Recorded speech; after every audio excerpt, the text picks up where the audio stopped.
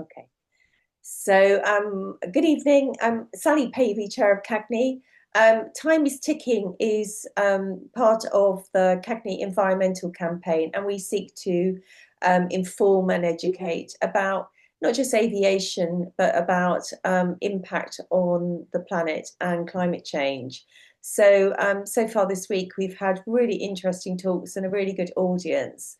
But we do record all of these so that you can catch up with them later if you can't actually make it, or if you have to drop off this Zoom event. We're delighted this evening to have Ruth Cadbury with us, the MP, and also chair of the Transport Select Committee. She'll be talking very much about her role as an MP, about the government, and her thoughts and impact that she can have as a member of Parliament on environmental terms in relation to aviation. This all coincides with COP. We're at COP 30 at the moment, and obviously everyone's reading the news reports that are coming out of COP, and it's not looking like it's a good one. And so I wanted just to touch on a few things before I hand over to the person that's actually going to conduct this evening, which is Steve Clark. And Steve heads up a No Airport Expansion campaign.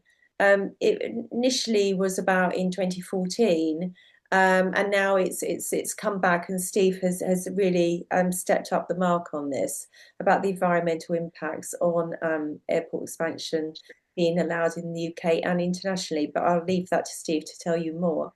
The UN report says that we're heading for a 2.8 centigrade. So should we be concerned? I think we should, is the answer to that one, in my opinion. The national pledges that we saw with the Paris Agreement seems to have not progressed as we'd all hoped they would. And it'll be interesting to hear from sort of the political side of those things as well, and actually how we can influence the UK to stay on target. But I'm going to move over to Steve Clark now. One thing that I would ask, if you are aware of our legal challenge to the new runway at Gatwick Airport, we ask you to perhaps support CAGNY by donating to our legal team, who actually got the planning inspectorate to turn down the new runway at Gatwick Airport. But unfortunately, Secretary of State for Transport has actually approved it, and CAGNY has actually now served a judicial review because of not only climate change, but other things that were extremely flawed in the submissions by the airport that have not only environmental impacts locally, but also have impacts globally. So I'm going to bear with you a moment as I bring Steve down by the side of me. This is Steve Clark, who is kindly going to chair this evening. And I can see Ruth there, so I'm going to bring her down as well and welcome. Thank you so much. Lovely to see you, Ruth. Thank you for joining us this evening.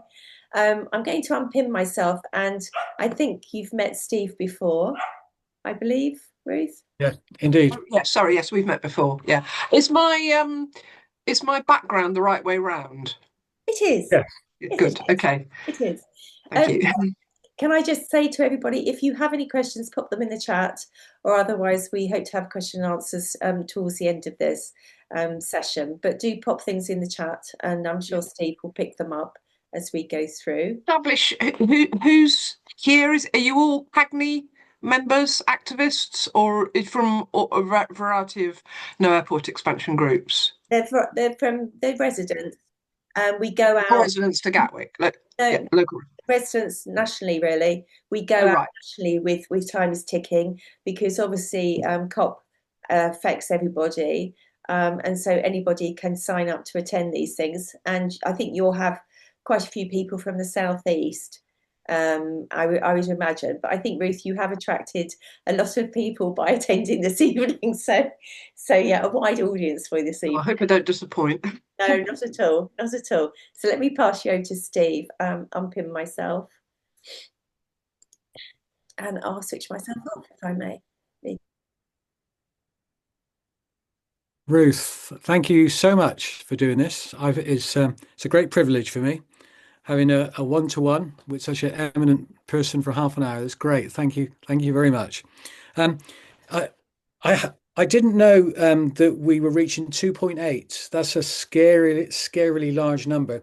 And I'll just for a minute or so, or less than a minute, I'll just set the context because aviation seems to become a bigger and bigger element of that problem.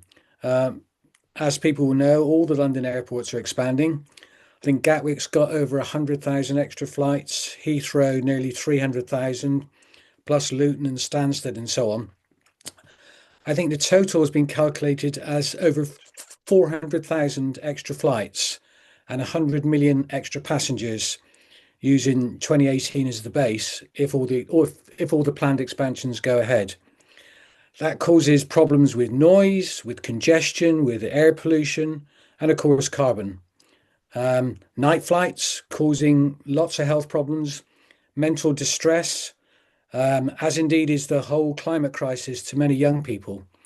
Um, uh, the CCC, Climate Change Committee, have told us recently that aviation is now emitting more carbon than electricity generation, which is pretty extraordinary. And by 2040, it will be the largest carbon emitter in the economy. Basically, everything else is going down the graph and aviation is going up the graph, and pretty soon they're going to cross. The CCC also say it's imperative we have demand management, either increase prices through taxes or restrict airport expansion. But both seem to be rejected with the current administration. Keir Mather, who's our new aviation minister, his office has said, quote, without net zero in aviation, there is no net zero, full stop. So, Ruth, in the light of all this, this is a broad question, we'll get on to some detail later, but in the light of all this, how can the government, how can they be allowing all these expansions? What do you think the thinking is behind it?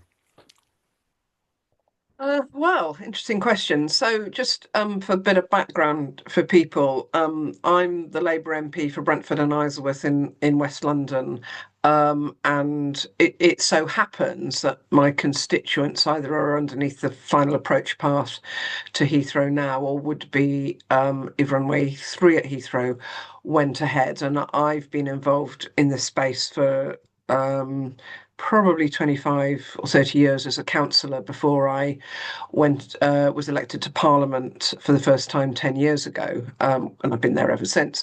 And I was elected to chair the Transport Select Committee of Parliament in September last year, and so I am a Labour MP. And we have a Labour government. However, I'm on the parliamentary side, I'm not in government, and select committees, particularly departmental select committees, so, of which ours is obviously mine. We hold the government to account. We hold government agencies to account. We hold transport providers to account. So we're coming. So as I say, I can't really answer. I don't speak for the government, I think, in that sense. But I suppose, you know, I have. I can say a little bit about the context in which decisions are being made. So, did you want me to sort of speak for a bit? Well, And just give me, and perhaps answer some questions. if you just give me a relatively short, broad answer, because we'll be coming on to some of the detail later. I just wonder what I Yeah. mean, is the thinking business as usual? Is it all about growth, growth, growth? Okay, it is a very interesting question. You did mention the Climate Change Committee, which was set up under the last government in order to advise government on its climate commitments in its roadmap towards delivering net zero in 2050, to which the UK is legally is legally bound to. We're part of an international law in the sense that to abide by that, and the Climate Change Committee advises government on that. And I would definitely suggest to people that they do look at their material. I mean, it's quite accessible. So just a bit of history. As I say, being a local councillor in Hounslow in West London, we were involved with the opposing Terminal 5, and we sought various conditions should Terminal 5 go ahead. It was a planning application under the old rules, and the application was to the local authority in which Heathrow sits, which was Hillingdon. But Hillingdon refused it, as did Hillingdon refused it. So it went all the way up through the appeal to the Heathrow appealed to the inspector, appealed the decision to refuse. That went through the inspectorate, but because it was such a major development, the inspector advised the Prime Minister of the day, Tony Blair, then made some recommendations, and Tony Blair decided to approve it with some conditions and some financial support to Hillingdon in order to help them, which they've used partly to have enough planning officers to assess all the subsequent planning applications that arose out of the top level Terminal 5 decision, and a large number of other developments and changes on the site itself. They've also that money, some of that money has been used to help fund, I believe, to help fund No Third Runway campaign, and that, I don't know if there's anybody here from No Third Runway, but a very robust organisation, particularly around for the villages that would be, a lot of their membership is from the villages that would be destroyed if Runway 3 went ahead. So we Hounslow and the localities, we got relatively little out of the Terminal 5 going ahead. It increased the capacity of the airport. We did get a cap on the number of flights that could be there, that 480,000 annual cap on traffic on landings and takeoffs, and so we do have that, and we have respite periods, which I know you don't have at Gatwick. And at the point of that, all the way through the public inquiry, Heathrow said, no, this is it. Runway, we don't need a third runway. Terminal 5 is all we need. And we went, yeah, right. And of course, 6 months later, they came in. After Terminal 5, they came in with their application for a third runway, which has been rumbling along in various guises ever since. About 10 years ago, government asked, and this is kind of important, that the government asked, set up the Airports Commission in order to have a look at how to expand aviation capacity in the southeast, and there was the two of the options. One was the full-size third runway north, slightly to the west and north on the north side of Heathrow Airport, and the other alternative option, was to approve a second runway at Gatwick. And the recommendation was that the best of the two, for a number of reasons judged on their criteria, was a third runway at Heathrow. And of course, roll on, and of course that became the airport. That was turned into the airport's national policy statement, ANPS, but it wasn't an airports plural. It was a third runway at Heathrow statement. But the government still uses this term ANPS. Sorry, Stephen. Yeah, I'm waffling on for too long. This is really interesting stuff about the history. I suppose what I'm really interested in is, or most interested in, is what happens going forward. Well, that's yes, exactly. So we've had a different processes. So that ANPS is the current ANPS. So it will have to be reviewed and revised. And the question, and we have had assurance from Heidi that we will have a full review and that the Transport Select Committee will look at it, because of course it was carried by Parliament. But since that approval, we've had the UK's commitment to net zero. We've had the approval of the expansion through the DCO process at Gatwick, plus also approvals of passenger capacity expansions at Luton, some additional flights at City. I think Stansted either has or is aiming to get expansion and so on. So I think we're talking about almost a 50% expansion in the London, the South East, if all of those go ahead, including Heathrow. But Heathrow is being decided by one route, the ANPS, reviewed ANPS, and the others are going through on a DCO process. Well, we'll perhaps come on to the ANPS shortly, if it's okay. But I've read some of the stuff from your committee. I saw the Environmental Audit Committee report, which was, on the face, it was great. I hear what the CCC is saying. I hear all of these sort of individual organisational voices. I suppose my question is really, how much difference do your reports make to government policy?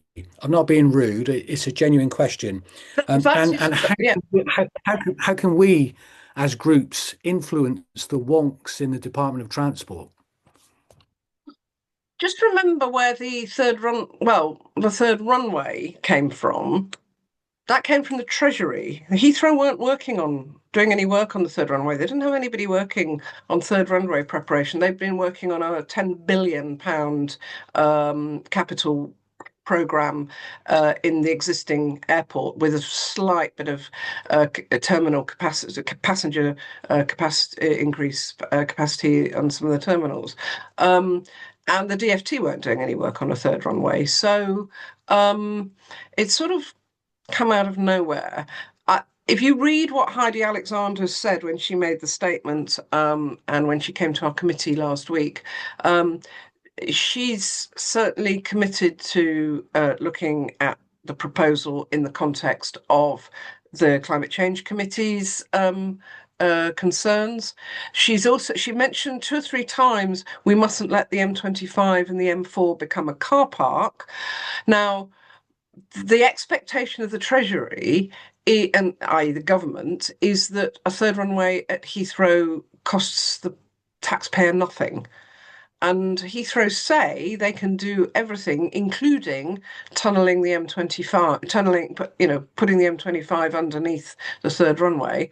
They say they can do that all from without a government expenditure, i.e. they'll put their charges up and the airlines will have to pay those extra charges, and therefore the tickets will be more expensive, and the airlines aren't sure that the passengers are prepared to pay those extra tickets. So, as I say, they weren't clamouring for runway 3 either, not under that basis. And the other thing is, in order to stop the M4 and the M25 grinding to a halt, which it is for many hours of the day already, but at least she has said that. She said that is one of the conditions.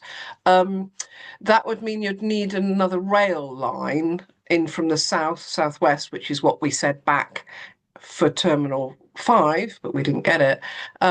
And that will have to be paid for, and it doesn't stack up on its own. So that's the taxpayer. Now, does it? It's a question for the Treasury that I'm not hearing. That the Treasury, given where we are with budget discussions, given the north-south imbalance, etc., the Treasury, I'd be surprised, would pay for that. So. Yeah. Even now, a pure private sector runway would not fulfil the Department for Transport's criteria, nor would it, which is traffic related, but is also climate related. I quite like to take it a bit broader than Heathrow, if I could. I'm sorry. No, you're it's right. Fine, it's fine. But then and as I say, all of these different decisions have come through different processes, Yeah. and different decision-making bodies, and there is no joined-up thinking.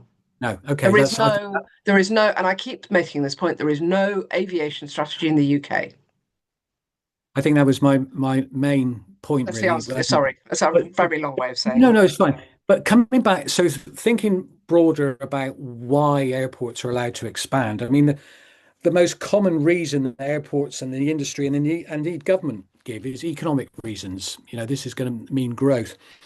But the Environment Audit Committee looked in detail at the evidence, and they came to the conclusion that the government was proceeding without the necessary evidence. I know you haven't got the report in front of you, forgive me, but I'm quoting from it. Without the necessary evidence to sufficiently underpin its economic arguments for airport expansion. Mike Kane, who was the aviation minister at the time, was unable to provide any evidence that supported the economic growth assertion. So there's a lot of debate about actually whether airports expanding do improve the economy. There's a tourist deficit, for example, which you know about. What's your view on the economic reasons and the validity of them?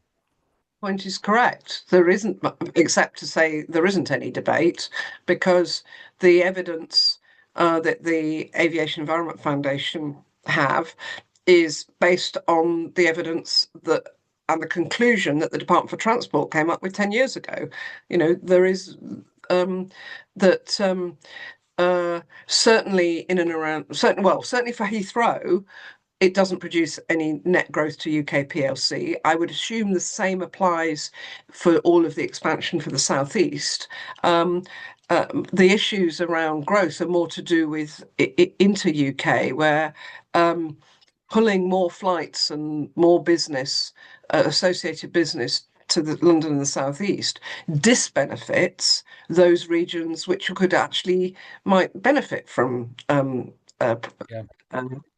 airports being viable on their patch, quite apart from people who might want to fly for whatever reason, not having to travel to and through and out the other side of London to get to their flight. Yeah, so it sounds like that you're broadly in agreement with those conclusions. I mean, a couple of other things that the report, the Environmental Audit Committee report, brought out was this idea of, and people won't know this, and actually lots of MPs don't know this either, decided that there's no cumulative impact assessment of various airports. It's done on a very ad hoc way. And if an individual airport applies for planning permission, then nobody looks at what other airports are expanding at the same time. That's, I think, going to be hopefully going to be reviewed as part of the ANPS. Do you know if that's so?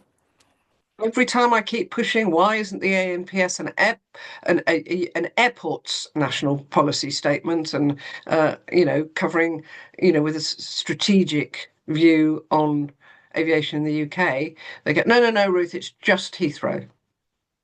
Yeah. It seems crazy, doesn't it, really, that there isn't some kind of joined up cumulative impact looked at. Another thing they talked about was air pollution. So in the committee's report, it says that London was the urban area most affected by air pollution from aviation in the world, which I must say quite surprised me. The proposed Heathrow expansion would generate the same amount of air pollution as 3.2 million cars, and entirely wipe out the benefits of the ULEZ, the ultra low emission zone. It seems to me that air pollution is something that's not considered closely enough in these expansion decisions. Do you agree with that? If I remember rightly, I think Heidi said that she would take into account pollution, noise, etc. I mean, certainly, again,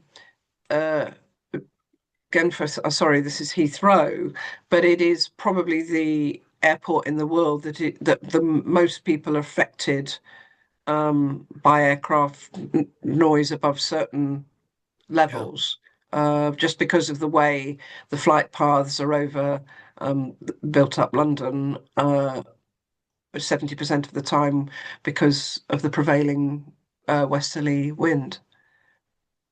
Yeah. You mentioned noise. Again, the report says noise from Heathrow adversely affects more residents than Frankfurt, Madrid, Paris, and Amsterdam airports combined. Again, they concluded that the ANPS, as it currently was drafted, doesn't consider the impact of noise enough, and they suggest that the government set targets of acceptable noise. Has your committee, or do you or your committee have a view on the noise provisions?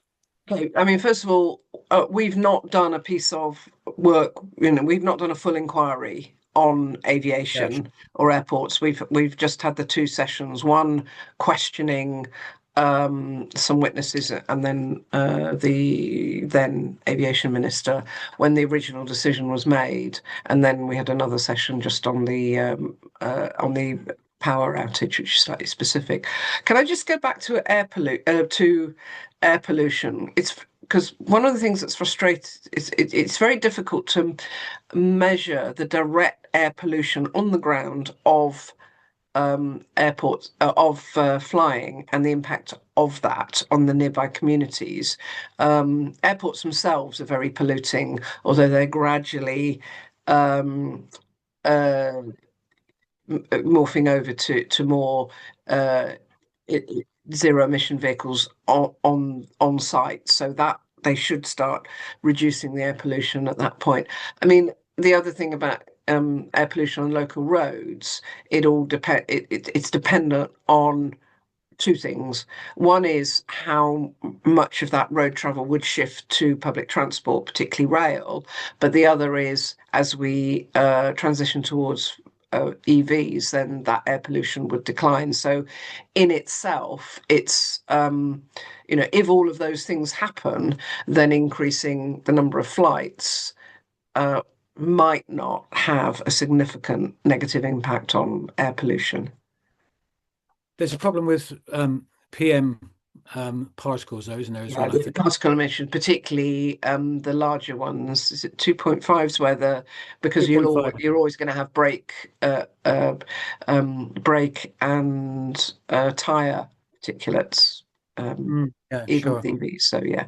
But no, that's a fair point. It's probably more the impact on the local road network and less additional road capacity is created. I was interested in the DCO decision on Gatwick, very specific on noise mitigation and noise insulation to be provided by the airport out to a certain contour level of of those who will have increased noise compared with now, but a very vague nod to increasing rail capacity on the Brighton on the Gatwick Express line. No requirement, and yet a target of 54% modal split. So a challenging modal split without a definite commitment to rail investment, and that was a sort of that was a bit vague. The government have rather relied on the Jet Zero strategy. Many people on this call will know what the Jet Zero strategy is. It's been criticised as being sort of wildly over optimistic. Sustainable aviation fuel is one of the main planks of Jet Zero. I mean, I always love Michael O'Leary from Ryanair, his quote, "There isn't enough cooking oil in the world to power more than one day's aviation." I can imagine him saying it in that particularly pugnacious way he has. What's your view? What's your view of sustainable aviation fuel and the Jet Zero strategy, overall? And actually, just one specific question: has the current administration adopted the Jet Zero strategy? Because they don't talk about it very much. Yes, I mean we've got the jet fuel mandate, and we've got a piece of legislation, and we've got the revenue price setting mechanism.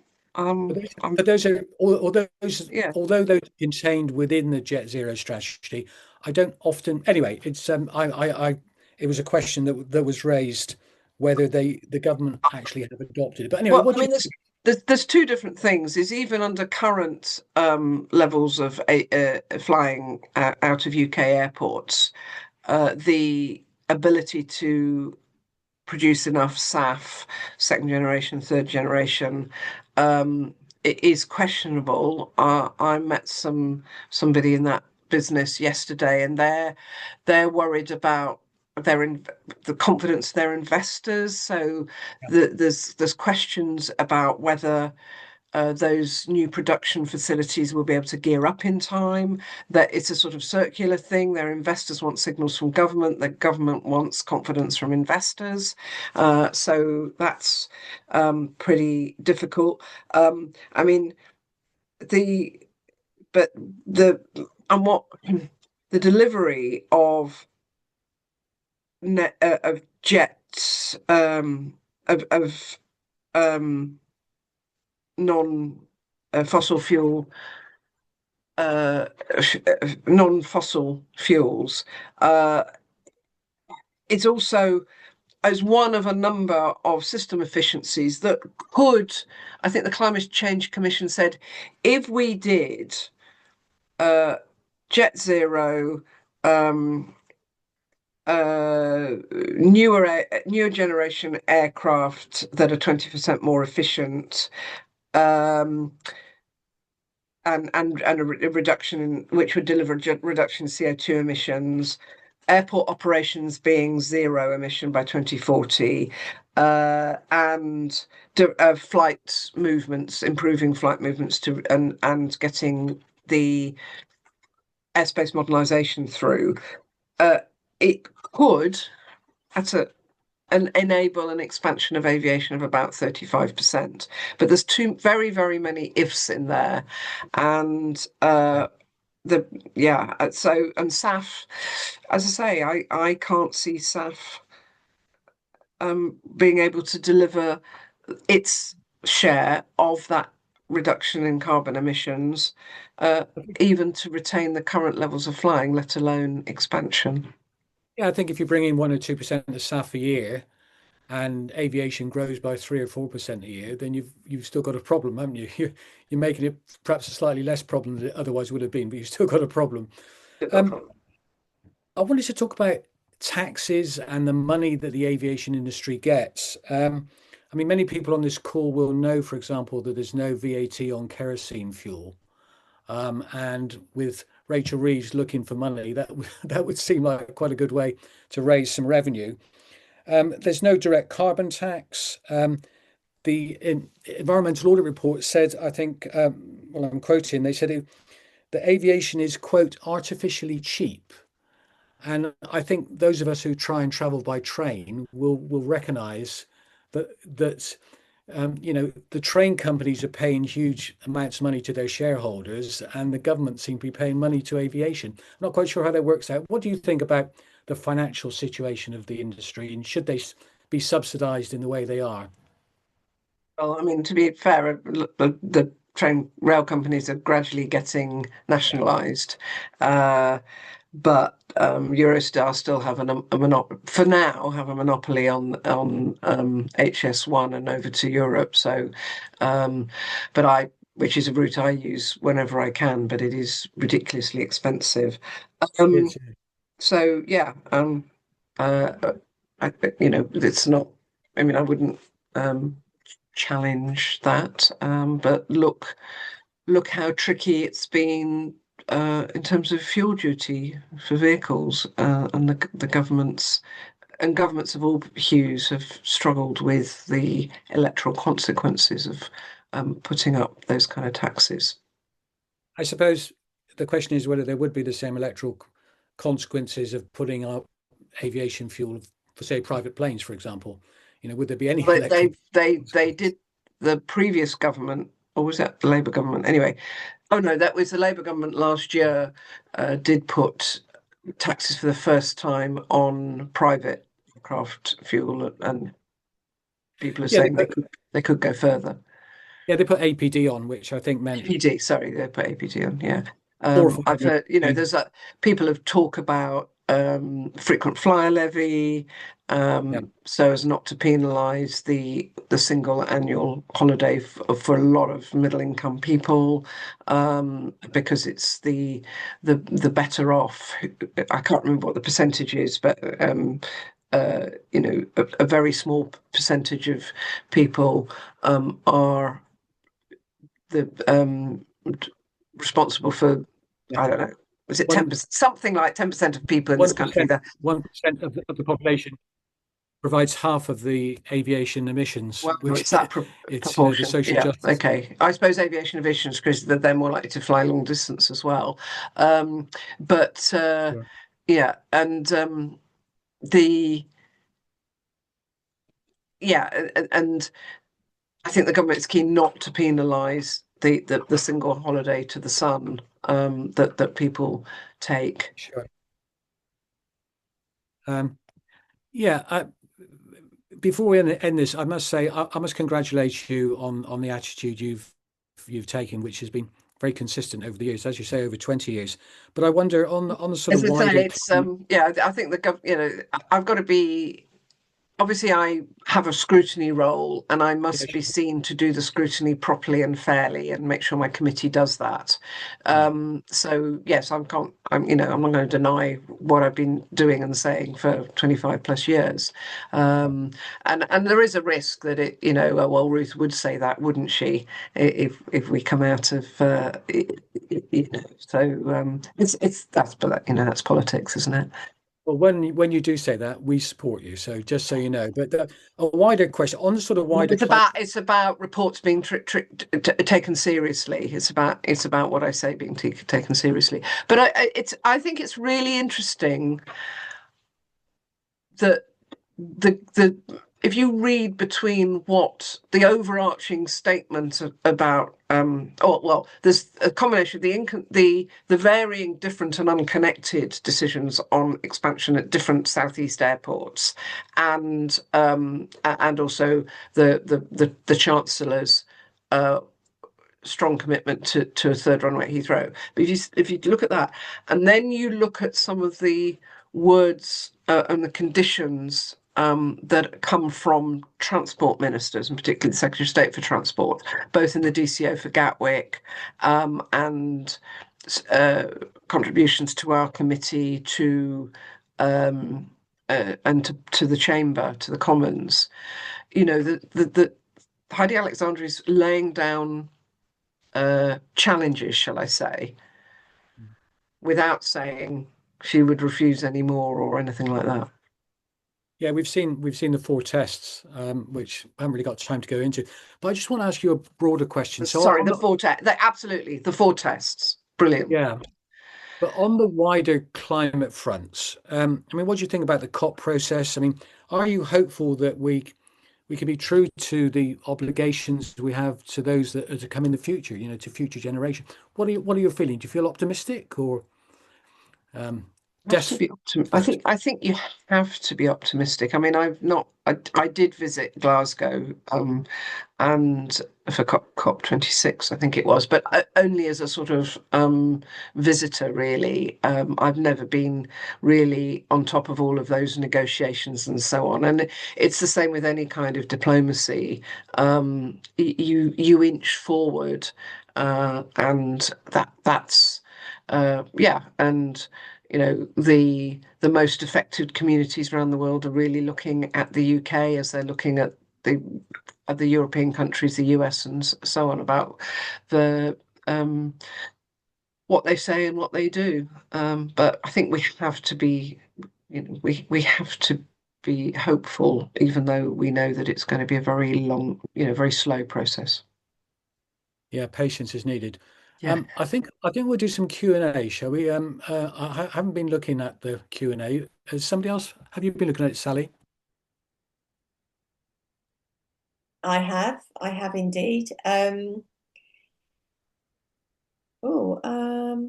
anyone please explain to me why the anti-CO2 zero, I don't know what that is, zero lot Ed Miliband seems to choose to stay silent, ignore the negative impact of aviation and airports on CO2 emissions?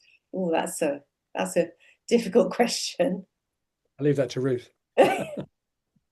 I wouldn't put it like that. I mean, he is in the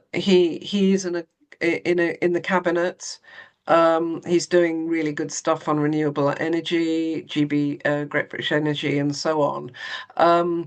But you know, if you think he's not saying what you want him to do, it's possibly because, like anyone in politics, he's part of collective responsibility. He is on around the cabinet table. If he was to be too zealotrous, is that a word? He couldn't remain in the cabinet. So it's important for me, important for any of us that given his real expertise and strong history on working towards net zero, that as far as I'm concerned, it's better that he has that power and is in the cabinet. But therefore, you're not going to expect him to say some of the things you may want him to say. It's the truth for all of us in politics, elected politics. It's interesting that the local MP Peter Lamb has also picked up on air quality, and Cagney employed air quality experts during the development consent order planning process, and they were very condemning of Gatwick and them comparing the decline in air quality to smoking. So we all want to smoke and have that decline. But I think from we can't include it in the judicial review because there isn't any law that enables us to enforce on aviation, on airport expansion. The law isn't enforceable enough. They can monitor, and that's all we've got, is that they can monitor the air quality, but we can't actually enforce any planning law. And I know that we had Sian Berry, the MP for Brighton, on last night, and she's been very much trying to push this human rights bill through the House of Commons on air quality, which I think has been sort of known as Ella's Law because a little girl died of declining air quality in London. And I think also the other interesting thing is that the ultrafine particles that come from the airfield, you'd think the unions would seek to protect their workers that are working airfield side, and they stay silent on it as well. So more and more we're seeing that it's not just the silent killer when it comes to the air quality, but it's the silent killer when it comes to politicians. I mean, can you see a way forward in improving the law factor on this? So I'm not an expert on this area of law. Ella's Law is very much around where, as I understand it, because she lived immediately above a very busy road in London, and it was the first case that actually pinned her death, or a child's death, or anyone's death on that source. There's 10,000 people who die every year, I think, of air pollution related illnesses in London, but that was the first one that actually specified. My recollection around here is, and nearer Heathrow, is that there are lots of congestion on the roads, particularly the motorways, is from a number of sources. So you couldn't prove that car or those cars wouldn't have been there if it hadn't been for Heathrow expansion. It's a really difficult thing to prove, as is the aviation emissions of the planes in the air. On air side, Heathrow has been one of the later. On the apron and around the airport itself, the airports are gradually switching to non-ICE power sources at the airport, and air pollution at the airport has been going down. They have.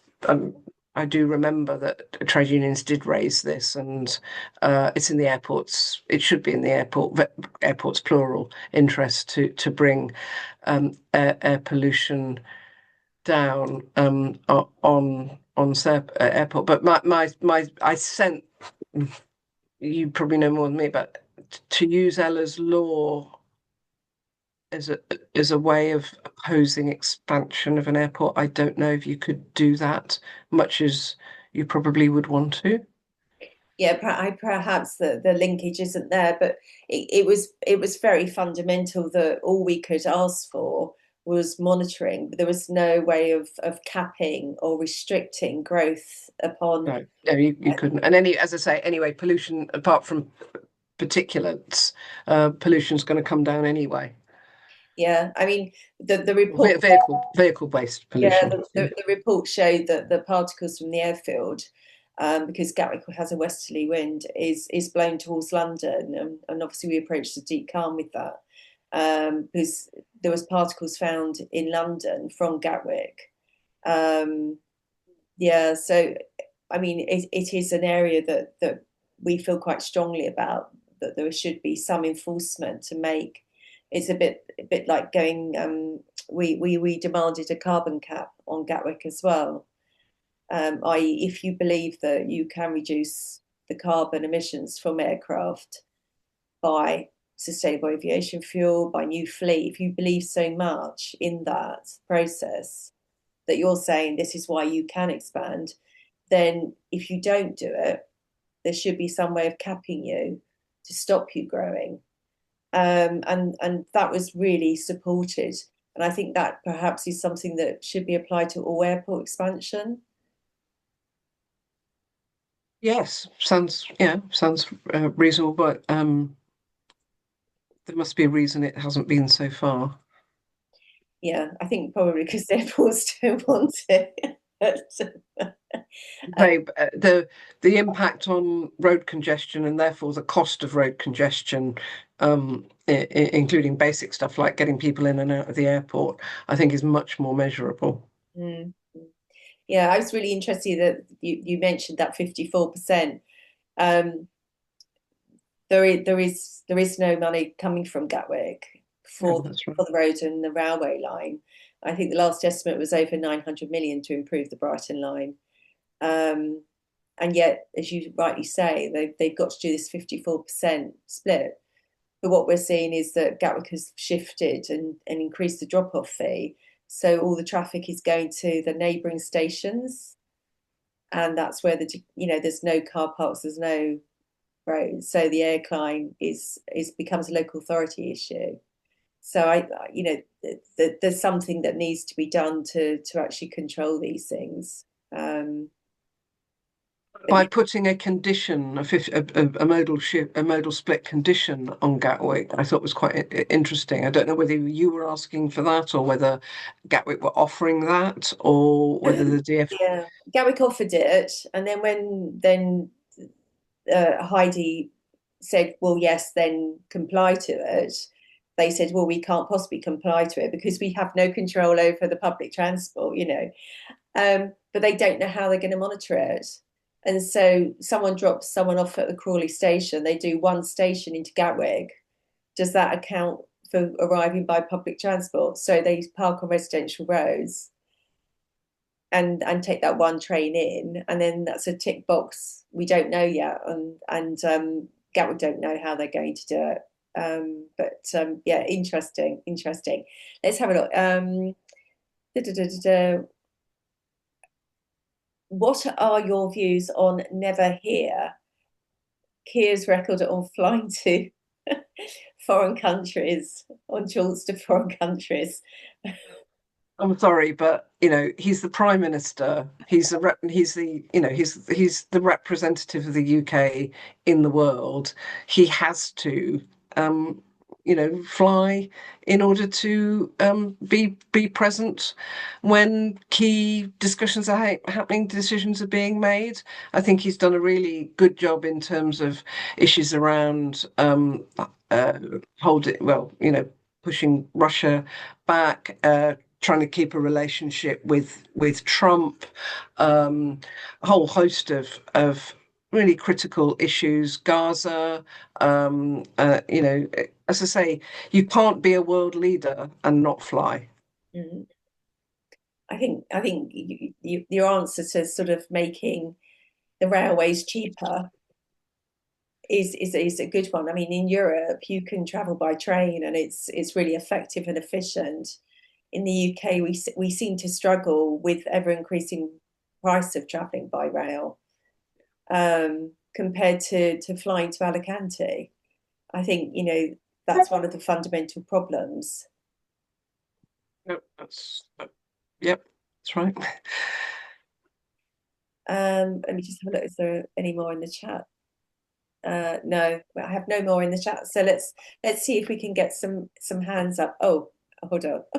Here's a long one.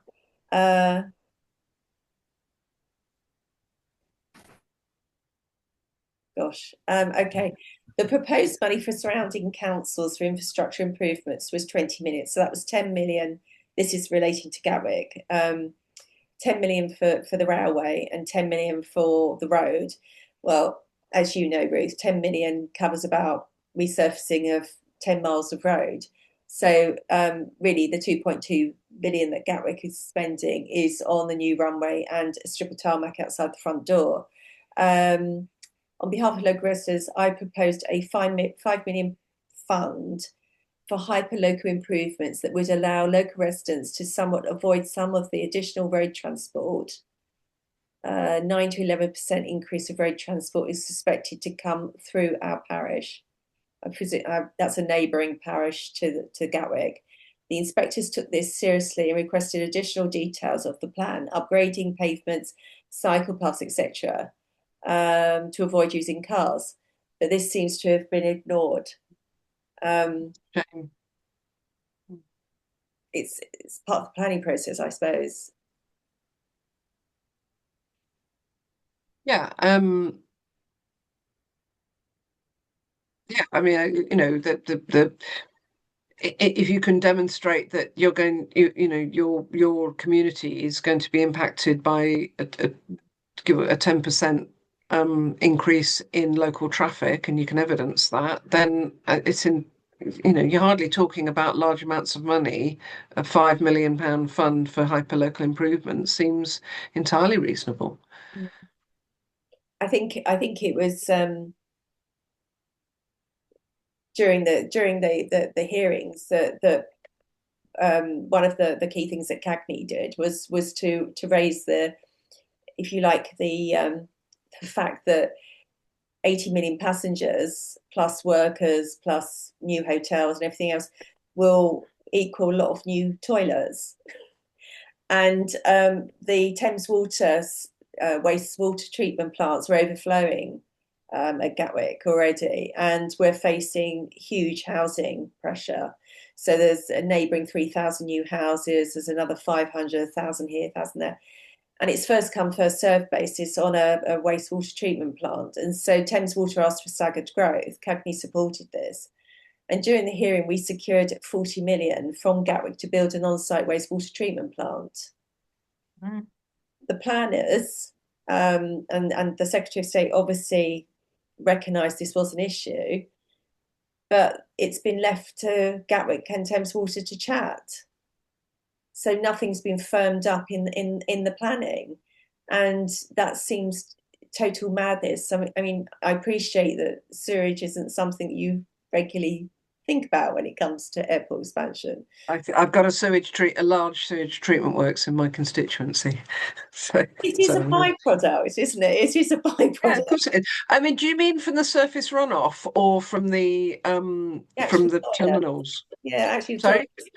So I mean, if we have a wet day, the increase in water and wastewater going to those sewage treatment plants is something like 67.5% with the new runway, and they're at capacity.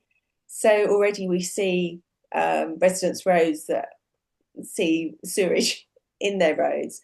But it seems total madness. That it goes back to probably what was saying. There's no joined up thinking.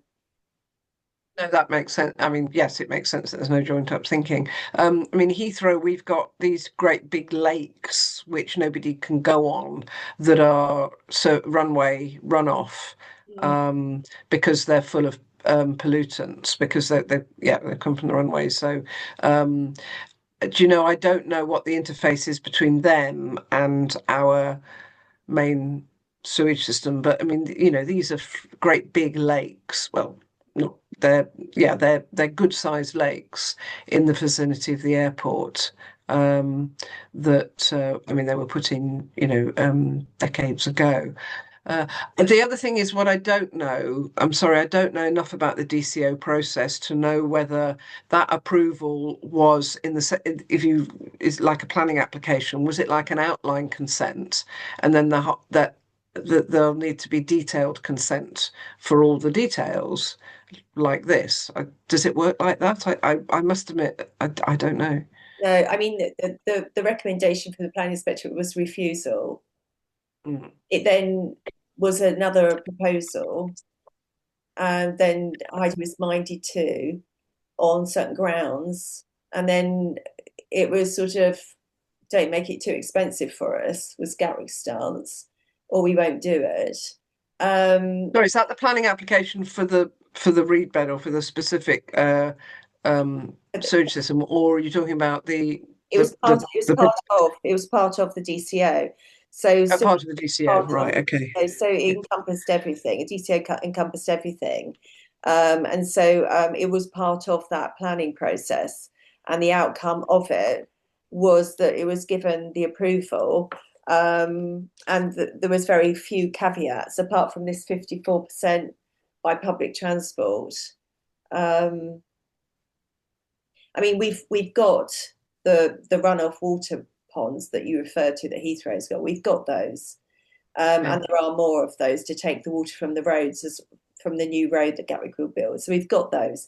This is really, we're talking about the actual surge of water, surge of waste, with additional rainfall plus the additional toilets and emptying the toilets from the airport, etc. But it's just to leave such fundamental things on a hope and a prayer, and it's a bit like the transport with Gatwick has been left on a hope and a prayer. But you know, I appreciate you that's not your area, Gatwick. You know, but it applies to every airport expansion. You know, there are these side things that really matter to the local environment. It's not just always about noise and the CO2, although they're extremely important. So we've got 2 minutes really remaining. Is there anything that you would like to add that perhaps you feel is important, perhaps from your role on the Transport Select Committee or your role as an MP, your years of experience? I suppose the process is that quite soon the Secretary of State for Transport is going to decide. I say, I mean, we're going to be looking at a third runway proposal at Heathrow, and at the moment, not anything else. Meanwhile, other expansion processes are going to carry on along. So, you know,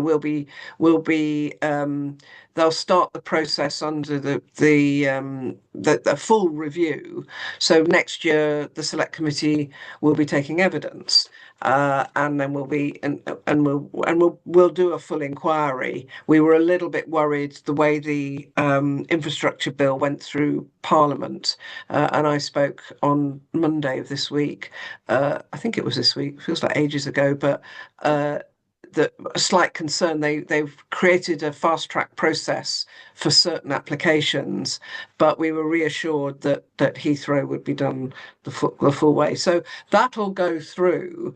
Now, whether we do it as part of a subset of a overarching look at the aviation policy in the UK, and to try and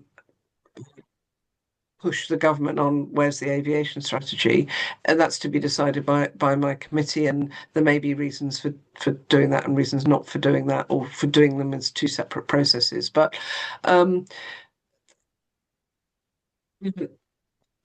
Yeah, I mean the problem is we are working in a sense a sort of vacuum with a series of side decisions, because we can't respond to the government's national airport strategy if there isn't one. Mm, yeah. And I will keep making that point, as will others. Absolutely, absolutely. Okay, Steve, is there anything you'd like to add? No, just to thank Ruth for giving up her evening to come and chat to us, and to say again that we support many of the things that you're doing. So thank you. Thank you very much. And so there's a note on here about opening up High Speed 1. And I think I hope that will make a difference to more people travelling more cheaply over to Europe by train. That's that's very useful. Yeah, I think that's a really valid point. I couldn't believe that you can't get on at Ebbsfleet with a passport now. No, you haven't been able to Ebbsfleet or Ashford since COVID. There are swings and roundabouts about that, but yeah. That's another topic for another evening. Yeah, another topic Can for another day. I just say quickly, please, Hello, Mark. that to the MP, it's my letter was in the Times about that Yeah, subject. excellent. It's up there. It was answering Helena Dollenmore, who's supporting Ashford reopening, and I'm making the point that you're only going to get it if you can actually provide Ashford with decent service along the south coast. And the thing for your committee, Ms. Cadbury, is that at the moment, Office and Road and Rail will not allow any more third rail electrification. And I think the new committee and the new Great British Railways needs to tackle that. And that's affecting a lot Yes, of I hadn't realised we only have third rail in London and parts of the southeast. I think as a safety, I think it's safety, maybe cost as well. So yeah, I think the rail industry is saying, nah, no more. Which because I came at it from the same perspective years. I thought, well, why isn't third rail used more, particularly say for Victorian tunnels that you might want to get more capacity through them, but it's a no. We'll wait and see when Great British Railways gets going, but I hope your committee will look at it. But I mean, the point relevant to this is purely that to get people from Sussex and south of the river to go by train to the continent, they need to get to Ashford. Okay. That's right. And the Kent MPs have been on at that for years. And I think there's a possibility now as they're opening up HS1 to other providers. Excellent. Okay, so not wishing to run too late. So thank you ever so, Ruth. Huge thank you for joining us this evening. Okay, well, thank you very much. And I think my contact details are on my thing. They are very good. And Steve, huge thank you for joining us this evening. Lovely as ever, and great chatting. So this is Cagney Time is Ticking. Tomorrow night, my favourite subject, we're on sewerage in our rivers. So if you'd like to join us tomorrow evening, you can still join through our website where the details are. And this is recorded, and it will be going up on our YouTube channel, and we will circulate it to everybody soon. And thank you thanking everyone on the chat for being here this evening. So well, thank you for inviting me. Thank you. No, it leaves me just to say thank you very much and good night.